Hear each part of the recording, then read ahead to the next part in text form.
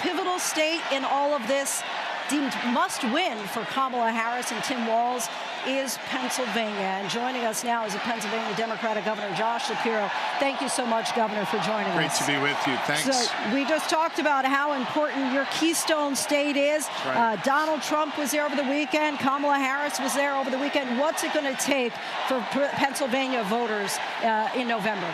Look, it's the ultimate swing state, and the last two presidential races have been settled by a point or less in a state of 13 million people. One race was settled by 44,000 votes, the next by 80,000 votes. So it's razor thin. Here's what I'm seeing on the ground, though. Incredible enthusiasm for Kamala Harris and Tim Walz. A real movement in the polls, and effectively a tied race, right? A point or two here or there.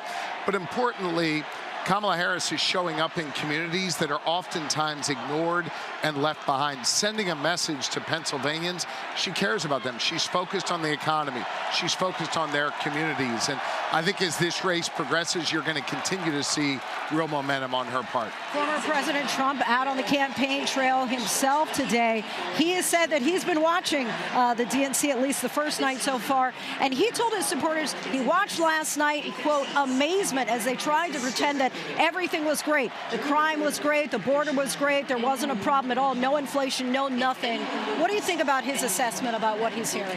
Well, I'm glad Donald Trump is spending his time on the couch watching the DNC, because if he's watching clearly, he's going to see an incredibly energetic, diverse group of not just speakers, but an incredible crowd here as well, talking about issues that matter most to Pennsylvanians and all Americans. Look, let's not forget what life was like under Donald Trump. To put succinctly, it was more chaos, less jobs, and a whole lot less freedom when Donald Trump was in charge. And I'll tell you what, we do not want to go back to that chaos. We do not want to go back to losing our freedoms. Think about it. On Donald Trump's watch, millions of women across this country lost the fundamental freedom to be able to make decisions over their own bodies, and he's promising to restrict more of our freedoms going forward.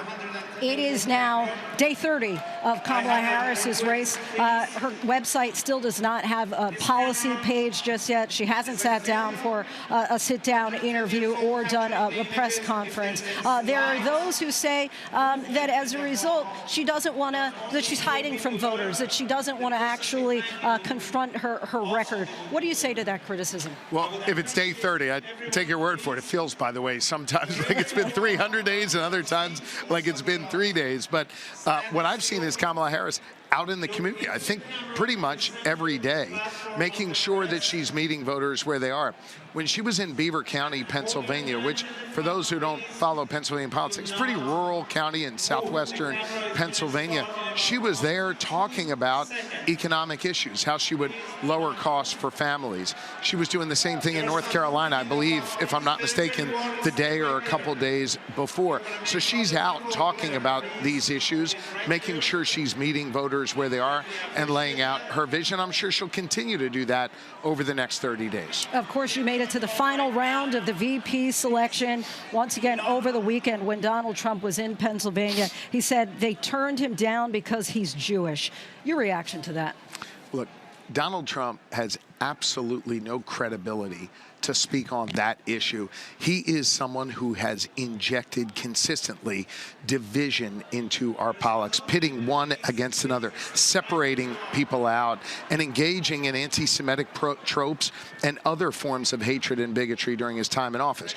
Remember, this is the person who, when a mob was marching in Charlottesville carrying tiki torches, yelling, "Jews will not replace us," this is the same guy who said there are fine people on both sides.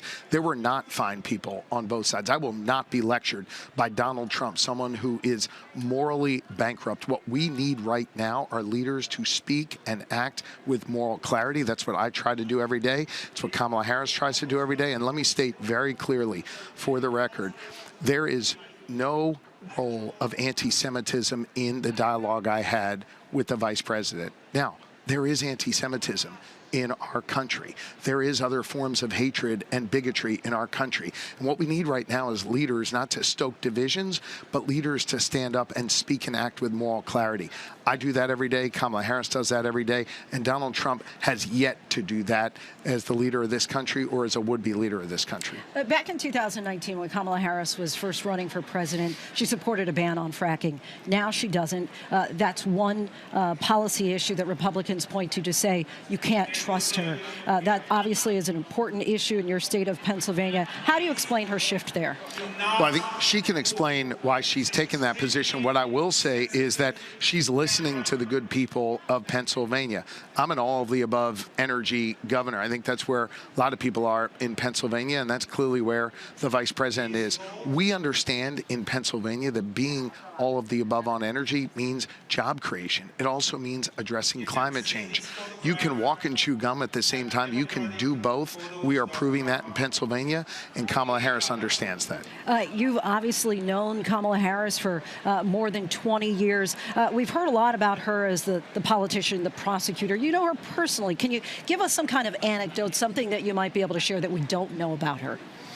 You know, she's fun, she's interesting, and she genuinely cares about people. I think, you know, sometimes you see folks on TV, I obviously mean this is no disrespect, and it's hard to get to know them. It's hard to kind of understand what really makes them tick. I think with Kamala Harris, people make her tick. Standing up and helping them, solving their problems, making their lives a little bit better, that's what makes her tick. So Lori and I have enjoyed getting to know her and Doug over many years. They're wonderful people, they're caring people, they're warm people. They just care about folks and they want to do right by them. I know she's got the slogan in her campaign that comes from her days as a prosecutor, Kamala Harris for the people. She really is like that behind the scenes. She cares about people. Governor Josh Shapiro, thank you so much for your time. Thank you. Really appreciate you coming on the show.